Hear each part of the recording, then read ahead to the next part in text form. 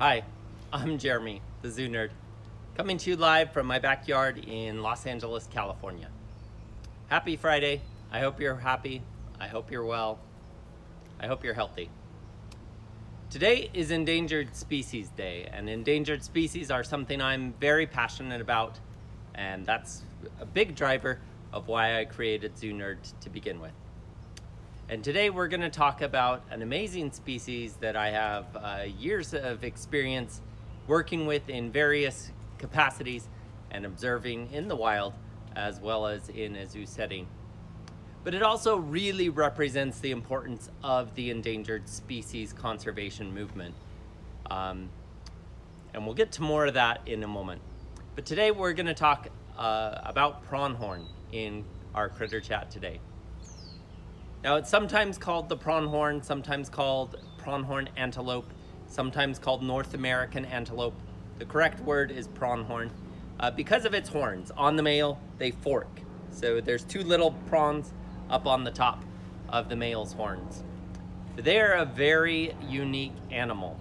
They only live in North America, with most of the population living in the United States, with some little populations in Mexico, and a bit of a population in Canada. But they have been in the North American landscape for over 20 million years. They have found fossil evidence that they existed at the time of the last ice age and in Southern California during the time of the La Brea tar pits.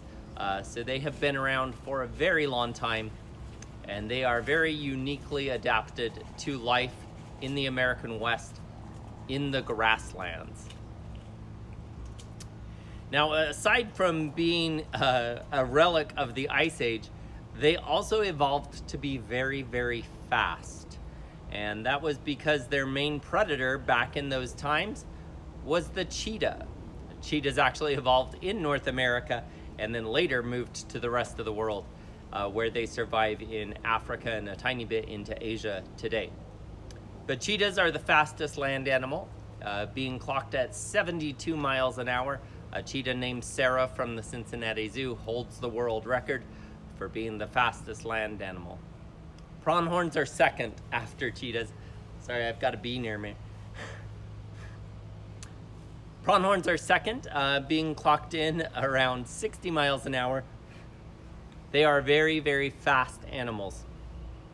Nothing in North America is nearly as fast as them today, which you would think, oh, maybe they don't have any predators. Well, that's not quite true, because some predators can outmaneuver them in certain areas or go after them when they're sick or injured or little or old. But let's talk a little bit about how they got called to be antelope and why that's not quite true. This bee will not leave.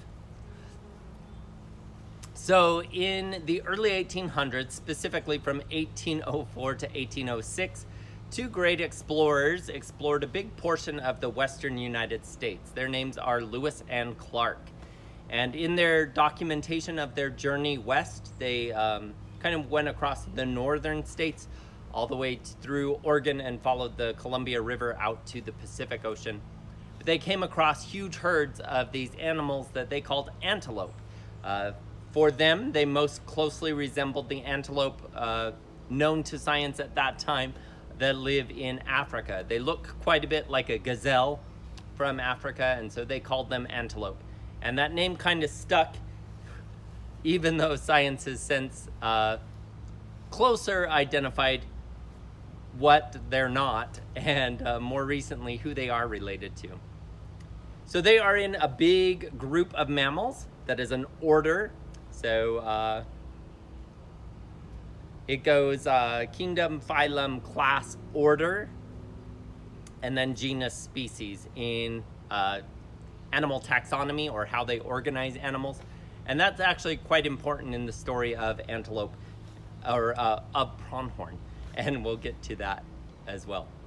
But they're in the order called Artodactylia, which is even-toed ungulates. That includes a huge number of animals across the world. So that includes all the cows, all the goats, all the sheep, all the antelopes, also giraffes, okapis, different things that we've talked about like takin are all in this big group. They all have even number of toes, and they are all plant eaters that usually have multiple chambered stomachs to help them digest things.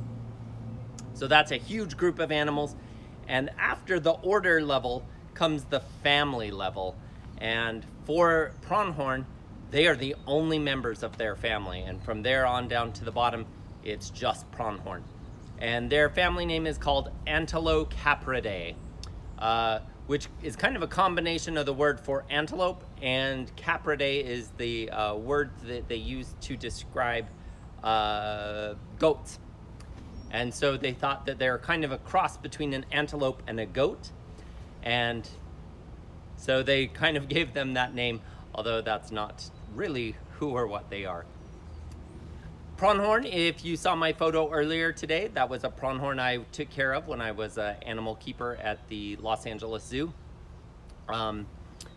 They are kind of a reddish brown color with white bellies. They are of good size, with adults weighing between 85 and maybe 130 pounds, with the animals that live further north being a little heavier, also a little taller. Their heads kind of come up to here when they're standing up, and their shoulders right around about 3 feet off the ground. So they're a good sized animal. They're not huge, they're not small. They do have really large eyes. Something that I read said that their eye is the same size as an African elephant's. I don't know if that's true. I couldn't find exact measurements on either eyeball to further substantiate that claim, but I thought it was really interesting. I do know they have big eyes, having worked with them. Their eyes are huge, and they also have a really great eyesight. They can track movement up to 3 miles away, which is really important for helping them detect predators. They also have a built-in warning system when there is a predator around. They kind of flash up the hairs on their rear end. Those are bright white, and they really stand out.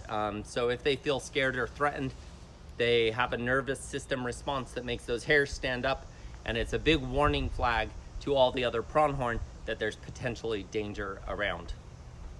They also have a really big long muzzle or nose and mouth area, but their nasal passage is specifically designed to intake a lot of air. If you know anything about cars, especially sports cars, they also have something similar to help them get a lot of air flowing through the engine to help them go fast. And that's important for animals as well. And the pronghorn are a great example of that.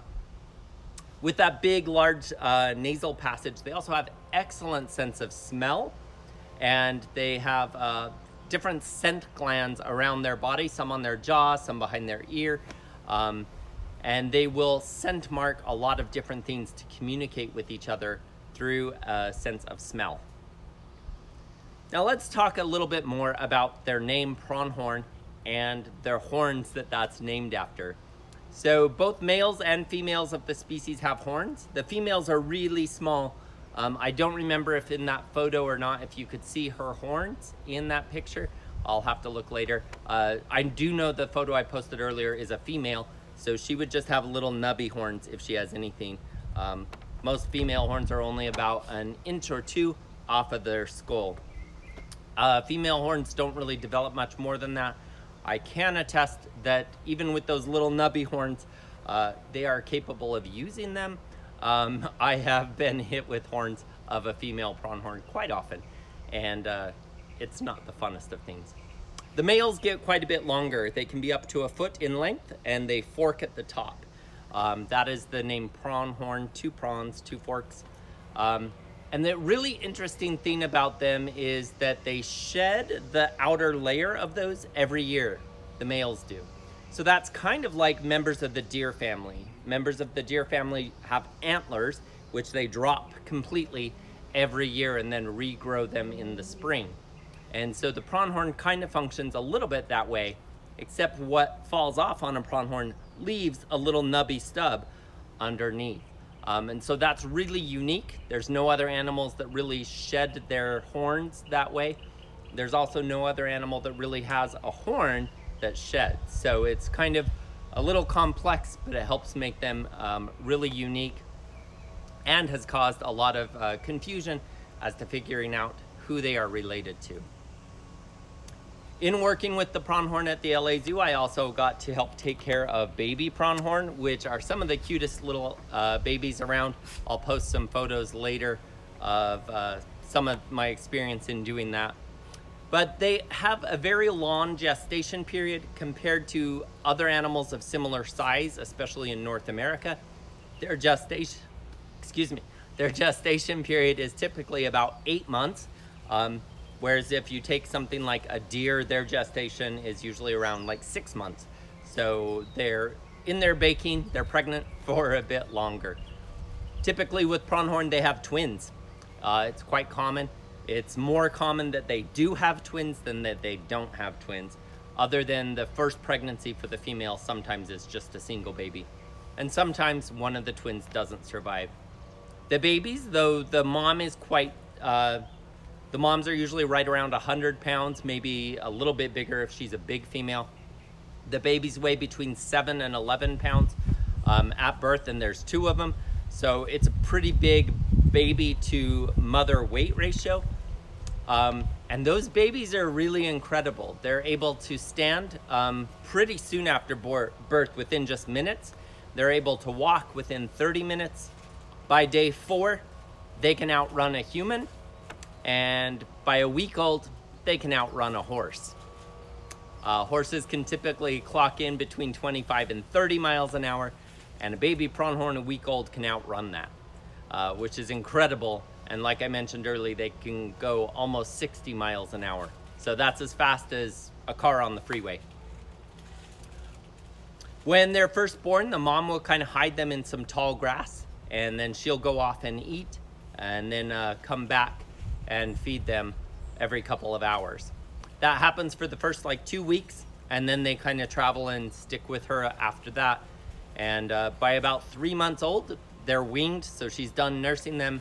They move on to solid food, and then they're able to have babies of their own by about age 2, maybe 3 for the boys. So when Lewis and Clark first came across the western plains of the United States, the territory west of the Mississippi River, they came across huge herds of pronghorn. It's estimated that there were at least 35 million individuals around that time. Some estimates have put it closer to 100 million animals in the American West, from the Mississippi almost all the way to the Pacific Ocean.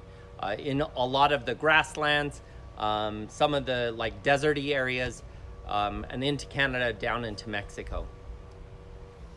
But as people started to move west, they found out that pronghorn were kind of delicious, and they were pretty easy to hunt. Although they're fast, they're very curious animals, and if you wave something in the air, they will often come towards you to see what it is, and that could bring them closer to where people could shoot them easier.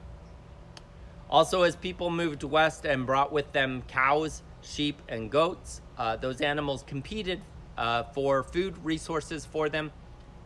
Pronghorn typically eat grass and low-lying bushes, and cows and goats will eat all those same things. Those domestic animals also brought a lot of disease with them that pronghorn were not immune to, and disease has been a huge threat to pronghorn since the early 1800s. By around the year 1920, it was estimated that there were only about 13,000 pronghorn left, after having been in the numbers of 35 million. That's devastatingly low numbers in about 120 years, to go from 35 million to 13,000. That's huge decrease in population. So those main reasons again were hunting, competition from livestock, disease from livestock, and then also the development of land for agricultural purposes, and building things like fences and roads. Pronghorn are not very good at jumping over something. They try to go under it instead. So especially with fences, they sometimes get tangled in like the fence rails or wires quite easily, and fences can cause a lot of problems for pronghorn. So when people saw that their numbers had crashed so low by 1920, they realized that that was a problem, and they implemented some restrictions on the hunting and also some other conservation measures to try to protect this unique animal. And those measures worked. They worked really well. They are some of the earliest examples of how humans can actually protect an animal and help that animal thrive in the wild. And some of that research was used to later create the Endangered Species Act, which is being celebrated today, and it was signed in 1973. So the pronghorn animals are divided into what most scientists agree are 3 main subspecies. And this is important because the one with the most population is the American pronghorn. That's the one that lives in the United States in the northern areas, places like Montana, Idaho, Wyoming, Utah, Colorado, and a bit into northern Arizona, Nevada, Oregon, and Washington, as well as the population that lives in Canada on the Canadian prairie. That species today numbers about 500,000. It sounds like a lot. It's recovered well. It is now listed as least concern. But there's 2 other subspecies of pronghorn that are identified by scientists. Some scientists say there's 5 total, but I'm going to use the number 3 because most evidence supports that instead. The other 2 are both desert-dwelling subspecies. One in Arizona and the northern part of Mexico, just across the Arizona border, called the Sonoran pronghorn. It's smallest of all the pronghorn subspecies, and its coat is the lightest color. It's a very light tan color. And then there's another subspecies down in Baja, Mexico. So that's the peninsula that hangs below California, and is separated from mainland Mexico by the Sea of Cortez or the Gulf of California on Baja Peninsula. Those are called peninsular pronghorn.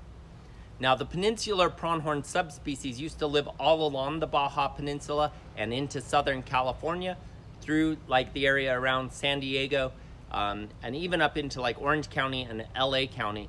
That is the species that they have found in the La Brea tar pits here in Los Angeles. So that species used to live essentially where I am today. But with human settlement, they have been gone from Southern California since the 1940s.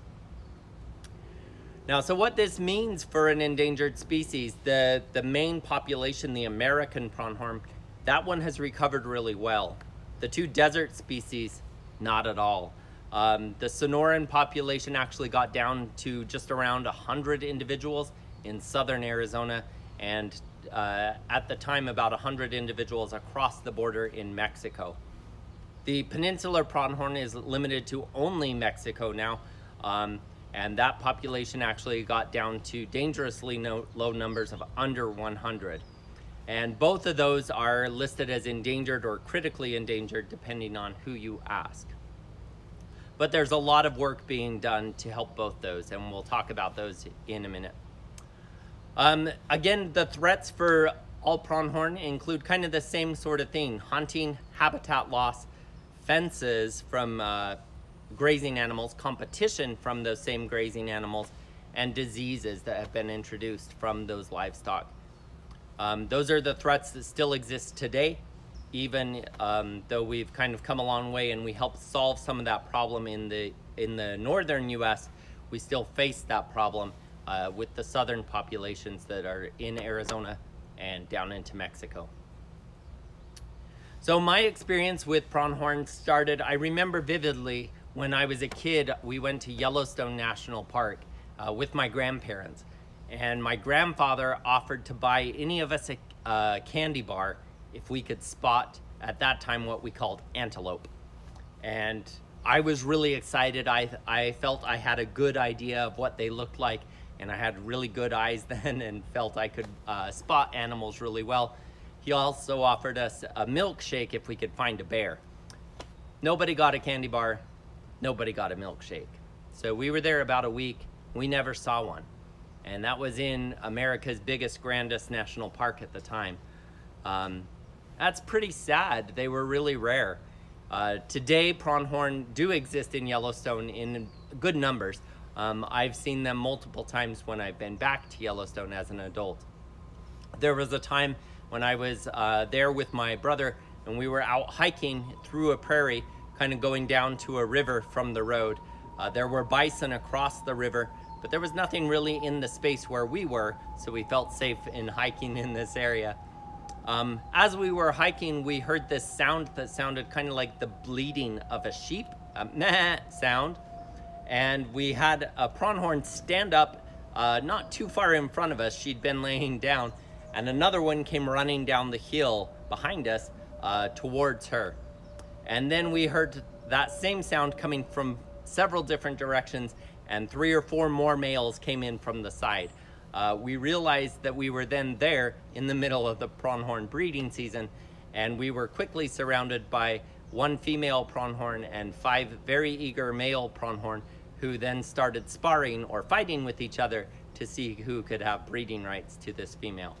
It was a memory I'll never forget because we were really close to nature at a very heightened state.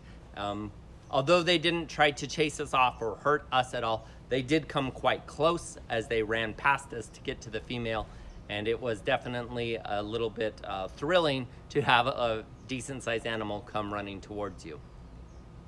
When I started working in the zoo career, and when I moved to Arizona and started working at the Phoenix Zoo had a small group of pronghorn that lived there, and I had seen them many times in the wild by that point. I always thought that they were kind of cool looking animals, and I had respect for them, but I didn't really understand the full big picture about pronghorn until I got talking with their main keeper.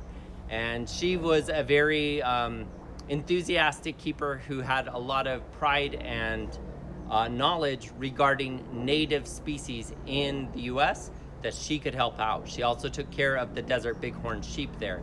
And she was a really amazing person. She still is an amazing person, but she really taught me at that time the amazing things that are capable when people show up and care for animals. She partnered with Arizona Game and Fish in doing a lot of field work, research, and projects involving both desert bighorn sheep and the Sonoran pronghorn that lived in the very southern portion of Arizona.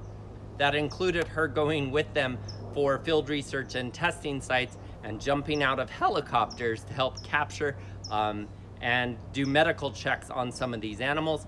And that eventually led to the Arizona Game and Fish Department being able to make sure the population was stable enough in the one reserve where they lived to help move some of those animals to a second reserve.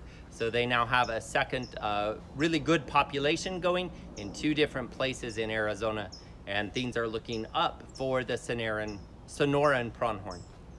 After I moved to Los Angeles, I was introduced to another subspecies of pronghorn, and that is the peninsular pronghorn, the ones that live down in Baja in Mexico. The LA Zoo has been a big partner in the Peninsular Pronghorn Recovery Plan and Project since the early days. They were one of the founding members of that.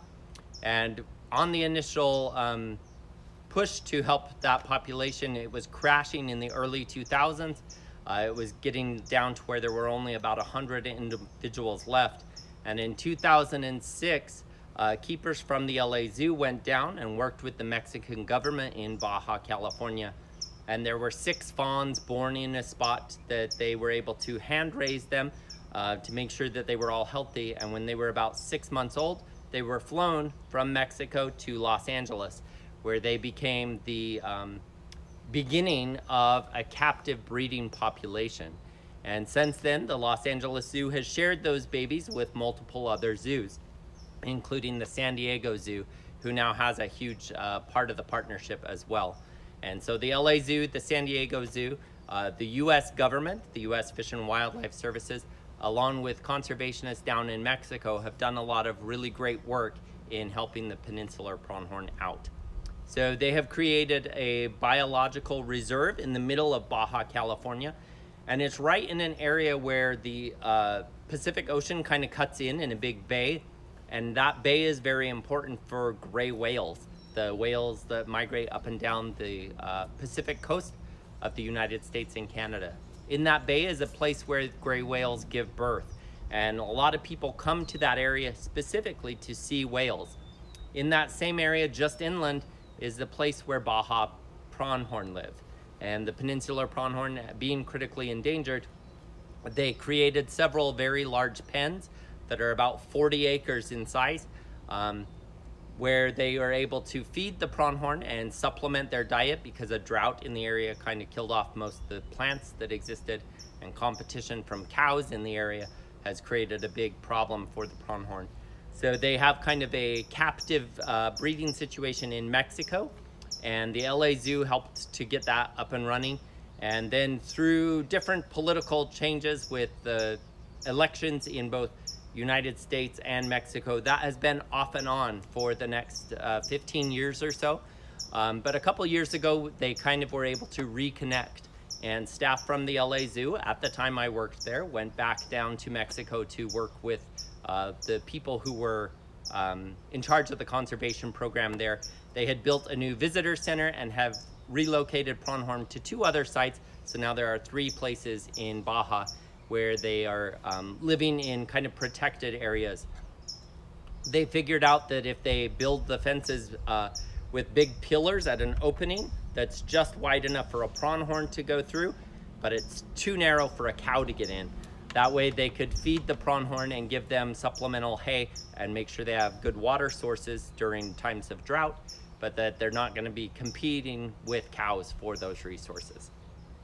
They've also helped get more pronghorn to other zoos throughout the western United States. Although there are still problems in some places, pronghorn really thrive in the American West. They need it to be kind of drier. They need it to be pretty warm. Although their northern cousins, the American pronghorn, do well in winter conditions, the peninsular pronghorn don't do so well in cold places. During my time at Los Angeles Zoo, I was privileged to work with the peninsular pronghorn breeding program, and I was there 2 seasons while we had babies, which was really exciting and fun, and they are adorable and really great to work with. Our herd in LA got up to around 20. It was the biggest during my time there, and it was fun to see that success happen for a subspecies of the animals where there are less than 500 of them on Earth. To know that we were contributing babies. We had 6 babies the one year, and I think 4 or 5 the other season. So that was very good success for our captive population at the LA Zoo. So where things stand today, the American pronghorn is considered least concerned. It is considered kind of a saved species from the conservation efforts that happened in the early 1900s. So that is really great news. That showcases that conservation can work. And it is still ongoing with the 2 desert populations. The Sonoran population has come back up in recent years with new places set aside to reserve and preserve those Sonoran pronghorn in Arizona and in Mexico. And there is a potential plan to eventually release them a little bit into southeastern California, where they lived historically. Also with the Baja population, the captive population in US zoos has been doing really well as the population down in Mexico has struggled at times, but is doing quite well now. And there is potential to release them into an additional site and possibly bring them back to the US, where they have not lived since the 1940s. So that is very exciting, and it's a great tribute to all the many people who have worked very hard in helping protect this iconic and very odd species that lives in North America. Our special shout outs today go out to the LA Zoo and the San Diego Zoo Global, who have done a lot of work in helping to protect those species, as well as the Phoenix Zoo, Arizona Game and Fish, and the U.S. Fish and Wildlife Services. They've all had a big hand in taking care of many of those species. Earlier today, I posed the question, what animal do you think pronghorn are related to? I got a couple of responses. Most people said antelope, which is, yeah, they're kind of very distantly related to antelope. We often call them antelope, but they're not very closely related actually. The hoof structure of antelope usually includes 2 main toes and then 2 others that are called dew claws that are a little higher up. Pronghorn don't have that. They just have the 2 toes, which makes them kind of an interesting thing. And then they have this weird horn thing going on where their horn forks, but they also drop it, but it's not an antler like a deer where it all falls off.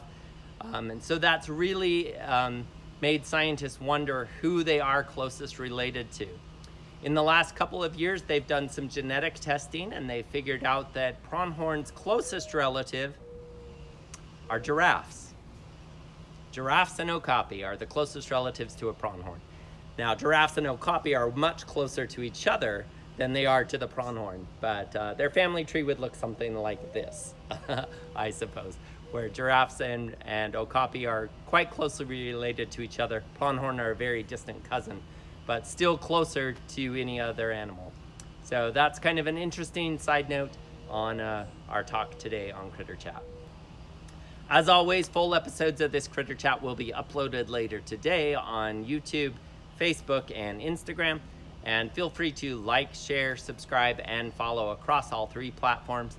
And share this with your family and friends or anyone who you think might be interested.